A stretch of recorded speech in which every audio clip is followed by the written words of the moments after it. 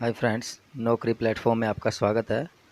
दोस्तों, इस वीडियो में हम आपको बताएंगे मैथ्स के बहुत ही महत्वपूर्ण प्रश्नों के बारे में जो कि बार बार परीक्षाओं में पूछे जाते हैं। दोस्तों, जिस पैटर्न के क्वेश्चन हम करवा रहे हैं, इस तरह के क्वेश्चन आपकी परीक्षा में 2 से 4 क्वेश्चन पूछे जाते हैं और हम इन क्वेश्चंस को हल करने का एकदम आसान तरीका बताने वाले हैं। कुछ भी पढ़ने से अच्छा है आप सिलेक्टिव और जो आपके एग्ज़ाम के पॉइंट ऑफ व्यू से सही हो, बिल्कुल उसी पैटर्न से पढ़ने की कोशिश करें। मैथ्स के अलावा हमारी रीजनिंग की और जीके जीएस की क्लासेज भी चल रही है। अगर आप हमारे चैनल पे नए हैं तो चैनल को अभी सब्सक्राइब करें, साथ ही जो बेल आइकन है उसको भी दबा लें ताकि जब भी हम कोई नया वीडियो अपलोड करें आपके मैथ्स, रीजनिंग, जीके जीएस या किसी भी टॉपिक के ऊपर हम कोई नया वीडियो अपलोड करें तो उसका नोटिफिकेशन आपको मिलता रहे। तो आइए शुरू करते हैं। यदि X square minus Y square equal 56, X minus Y equal 2 है तो एक्स प्लस वाई इक्वल क्या होगा। और इसके लिए आपके 4 ऑप्शंस भी दिए हैं। आप किसी भी कॉम्पिटिटिव एग्ज़ाम को देने जाएंगे तो आप पाएंगे कि इस तरीके के क्वेश्चन आपको 1 या 2 क्वेश्चन आपको ज़रूर देखने को मिलते हैं और ये बिल्कुल सिंपल क्वेश्चंस हैं। जिन स्टूडेंट्स को अच्छे से आते हैं, कई बार जल्दबाजी में वो भी इनको गलत कर देते हैं। तो आइए देखते हैं इस क्वेश्चन को। इस क्वेश्चन में एक्स माइनस वाई का स्क्वायर इक्वल 56 है। आपने पढ़ा होगा a square minus B square, एक होता है ए माइनस बी का होल स्क्वायर। अभी इसकी बात नहीं कर रहे हम। A square minus B square equal to a plus b और a minus b. A square minus B square आपको दिया है 56, तो 56 इक्वल ए प्लस बी आपसे पूछा है, ए प्लस बी, और ए माइनस बी आपको दिया है 2, तो यहाँ लिख देंगे 2। अब ये 2 यहाँ मल्टीप्लाई में है, इधर जाएगा आपके डिवाइड में हो जाएगा। आपकी टर्म्स बचेंगी ए प्लस बी इक्वल, इस साइड ए प्लस बी बच गया, ये 2 इधर आ गया तो, और इधर बन गया आपका 56/2। 2 से काट दीजिए, 2 एकम 2, 2 से ये कटेगा 28 टाइम, तो ए प्लस बी आपका आ गया 28। आपसे पूछा भी ए प्लस बी या एक्स प्लस वाई पूछा है, तो आपका आंसर आ गया 28 या 28, और आपका राइट आंसर है ऑप्शन बी 28। नेक्स्ट क्वेश्चन, यदि p plus Q is equal to 9 है और पी क्यू इक्वल 20 है तो p माइनस क्यू क्या होगा। अब आपको दिया है, एक बार 2 संख्याओं का जोड़ दिया है और एक बार उनका मल्टीप्लाई दिया है। आपसे पूछा हो कि उन दोनों संख्याओं का अंतर क्या होगा। तो इस तरीके के क्वेश्चंस को सोल्व करने के लिए सबसे पहले जो मल्टीप्लाई दिया है आपको, p इंटू क्यू दिया है 20, आप 20 के ऐसे फैक्टर कीजिए कि जब उनको ऐड करें या माइनस करें तो आपका 9 आए और उनको मल्टीप्लाई करें तो 20 आए। तो देखते हैं 20 के फैक्टर्स क्या हो सकते हैं। 20 गुणनखंड करेंगे 2 से 10, फिर 2 से करेंगे 5। अब हमारे पास आ गया 2 इंटू 2 इंटू 5, 2 दूनी 4 और 5, मतलब 4 इंटू 5 करेंगे तो 20 आएगा और ऐड करेंगे तो 9 आएगा आपका। तो आपके जो 20 है इसके 2 फैक्टर्स हो गए, 4 इंटू 5। अब हमने p इंटू क्यू जो है 20, इसके फैक्टर किए हैं, तो आपके फैक्टर आ गए 4 और 5। क्लियर नहीं हुआ कि p का मान 4 है या 5 है। इसी तरीके से q का मान जो है 4 है या 5 है। देखते हैं, हमसे पूछा गया p माइनस क्यू, तो p का मान अगर 4 मानते हैं तो 4 माइनस 5, तो आपका आंसर होगा -1। और अगर p बराबर 5 मानते हैं तो p माइनस क्यू होगा 5 माइनस 4 इक्वल 1। तो -1 जो है आपके क्वेश्चन, जो आपके ऑप्शंस में दिया नहीं है, उसने आपके ऑप्शंस में दिया है +1 या 1, तो आपका राइट आंसर होना चाहिए ऑप्शन ए। आपका राइट आंसर है 1। Next question, 287 into 287 plus 269 into 269 minus 2 into 287 into 269 equal क्या होगा। इस तरीके के क्वेश्चंस आपको एग्ज़ाम में ज़रूर मिलते हैं। आप इस क्वेश्चन को गौर से देखेंगे तो आपको ये नज़र आएगा a square plus b square minus 2 into a और b, a square plus b square minus 2ab, ये आपका फॉर्मूला होता है। और फॉर्मूला किसका होता है, a माइनस बी का होल स्क्वायर। इसी के बराबर होता है आपका a square plus b square minus 2ab। तो a माइनस बी का होल स्क्वायर आपका है, और उसमें a जो है 287 है और b 269 है। तो पुट करके देखिए, a माइनस बी का होल स्क्वायर 287 माइनस 269 का होल स्क्वायर। ए हमने मान लिया 287 को और बी मान लिया हमने 269 को। 287 में से 269 गए तो आपका बच गया 18 या 18 का होल स्क्वायर 324।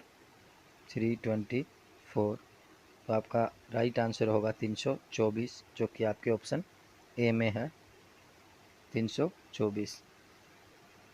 इस तरीके के क्वेश्चन में आपको अभी इसने दिया है a माइनस बी का होल स्क्वायर, कभी a प्लस बी का होल स्क्वायर हो सकता है, या a square minus B square जो कि पहले आया था।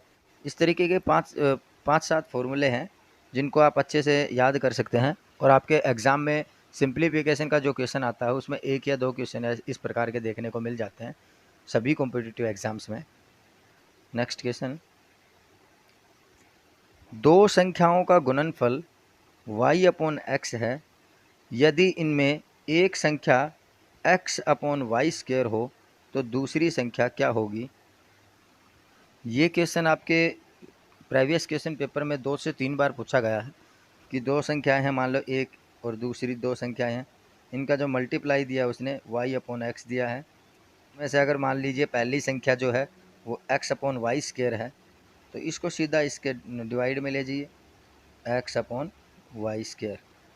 अब इसको आप जब इसके डिवाइड में लेके जाएंगे तो यहाँ जाके वो मल्टीप्लाई में हो जाएगा और संख्या उलट जाएगी, वाई स्क्वायर अपॉन एक्स हो जाएगा। आपकी टर्म बनेगी y upon X into Y square upon X, जो है मल्टीप्लाई कीजिए, ये हो गया वाई क्यूब अपॉन एक्स, और एक्स की मल्टीप्लाई करेंगे तो एक्स स्क्वायर। समान आधार की संख्याओं को जो मल्टीप्लाई करते हैं तो उनकी जो घात होती है वो आपस में जुड़ जाते हैं। यहाँ 2 है और यहाँ 1 है तो कितनी होगी 3, यहाँ भी 1 है और यहाँ भी 1 है तो ये दोनों होगी 2। तो आपका आंसर बन के आया Y cube upon X square, जो कि आपके ऑप्शन ए में है। आपका राइट आंसर होगा Y cube upon X square. Next question, निम्नलिखित संख्याओं को अवरोही क्रम में लिखिए। अवरोही मतलब डिसेंडिंग ऑर्डर, एक होता है आरोही क्रम बिल्कुल बढ़ते क्रम में या इंक्रीज ऑर्डर, एक होता है डिक्रीज ऑर्डर या अवरोही क्रम। तीनों संख्याएं हैं 7/9, 3/5 और 6/7। आसान और सिंपल तरीका है कि जो भी भिन्न आपको दिए गए हैं उनका 2 दशमलव तक जो है मान निकाल लीजिए, और उसके बाद आपको स्पष्ट हो जाएगा कि ये जो भिन्न है ये छोटी है, ये दूसरी बड़ी है, तीसरी इससे बड़ी है या छोटी है। तो आइए करके देखते हैं। 7/9, 3/5 और 6/7। अब साथ में 9 का डिवाइड करेंगे तो 0 पॉइंट लग के 9 7 63 बच के 7, 9 7 63। तो 7/9 का आएगा 0.77। 3 में 5 का डिवाइड करेंगे तो 0.56 जा 30, ये हो गया पूरा। 3/5 का आया 0.6। अब 6 में अगर 7 का डिवाइड करेंगे तो 0.78 जा 56 हो गया। 7 8 जा 56, 4 बच गया आपका। 7 5 जा 35, तो इसका आया 0.85। तो सबसे बड़ी जो संख्या है वो बन गई आपकी 0.85, उसके बाद 0.77 और सबसे छोटी जो है 0.6। तो अगर अवरोही क्रम में लिखना है, मीन्स डिक्रीज ऑर्डर में लिखना है, तो उसमें पहले सबसे बड़ी संख्या होगी, उसके बाद छोटी, फिर सबसे छोटी।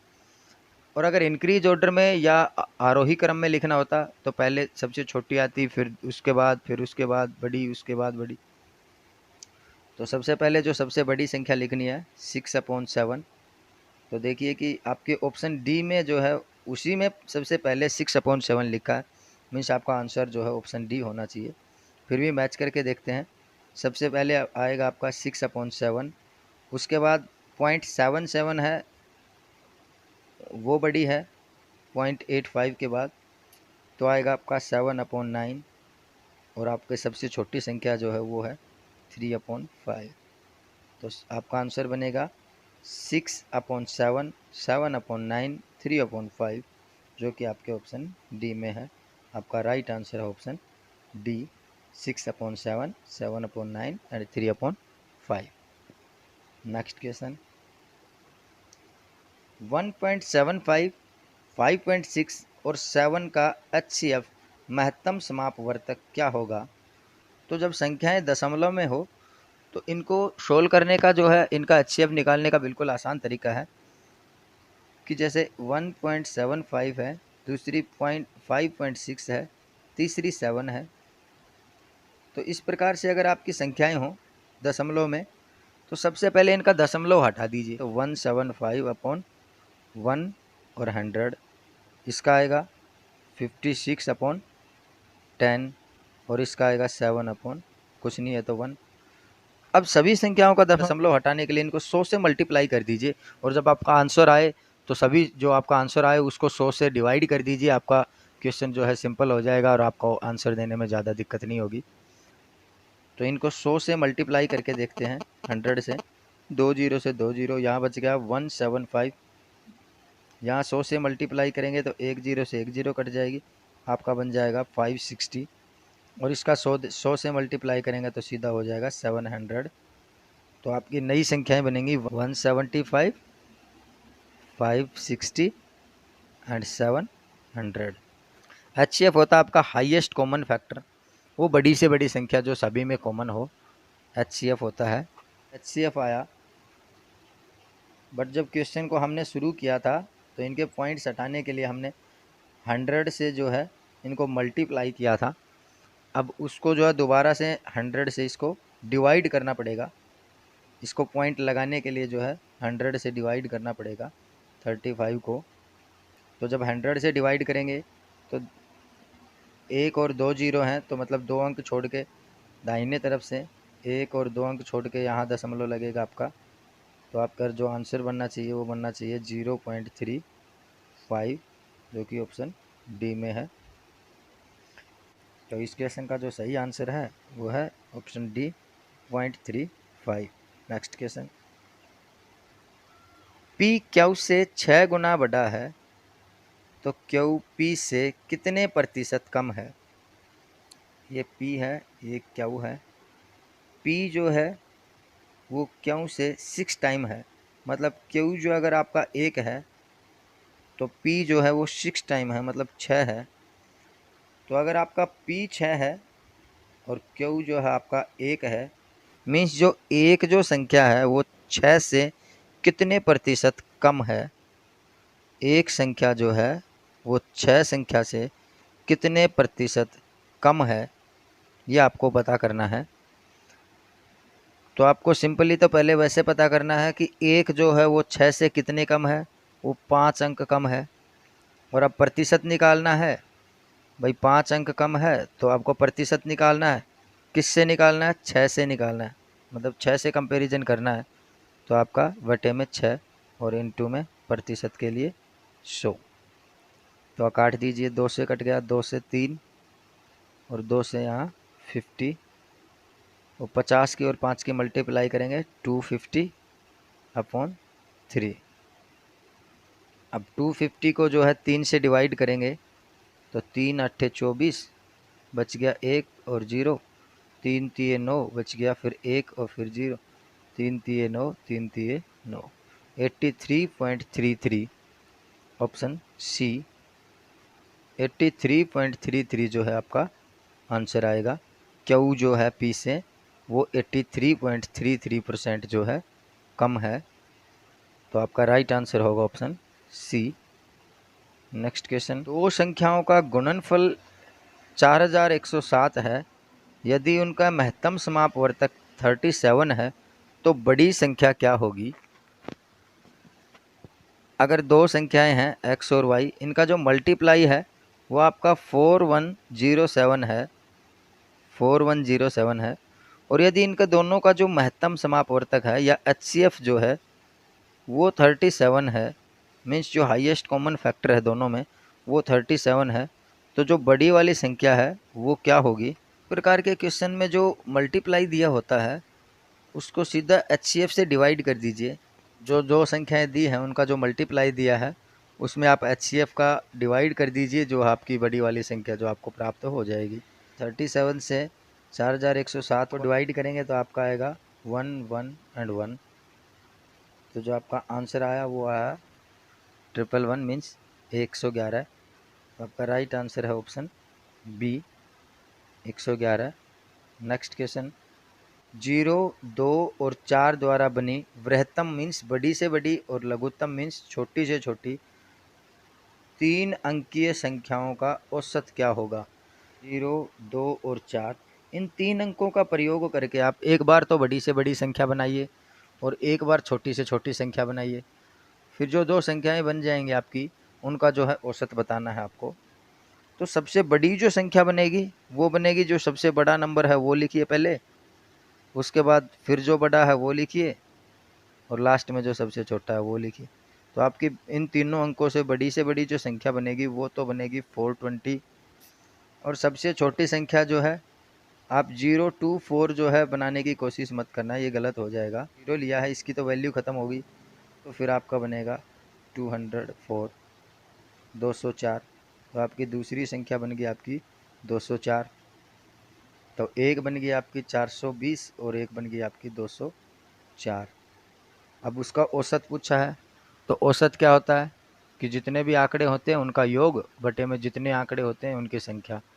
तो यहाँ तो दो आंकड़े दिए हैं, एक तो 420 का और एक 204 का, दोनों को जोड़िए तो आपका हो गया 624 और डिवाइड बाई संख्या, आंकड़ों का योग जो है 624, आंकड़ों की संख्या जो है 2, 2 से काटिए, 2 एकम 2, यहाँ 3 1 2, 312। तो आपका राइट आंसर है ऑप्शन ए 312। मैथ्स की क्लासेस के अलावा रीजनिंग की क्लासेस भी चल रही हैं, आप उनको भी जाके ज्वाइन कर सकते हैं। साथ ही जीके जीएस की क्लासेस भी आपके रेगुलरली लग रही हैं। तो अगर आप हमारे चैनल पर नए हैं तो चैनल को अभी सब्सक्राइब करें, साथ ही जो बेल आइकन है उसको भी दबा लें। बेल आइकन दबाने का सबसे बड़ा फ़ायदा ये है कि जब भी हम कोई नया वीडियो अपलोड करेंगे उसकी सूचना जो है आपको नोटिफिकेशन के द्वारा मिल जाएगी और आपको वीडियोज़ या उन सूचनाओं से वंचित रहना नहीं होगा। Thanks for watching our video. Thank you.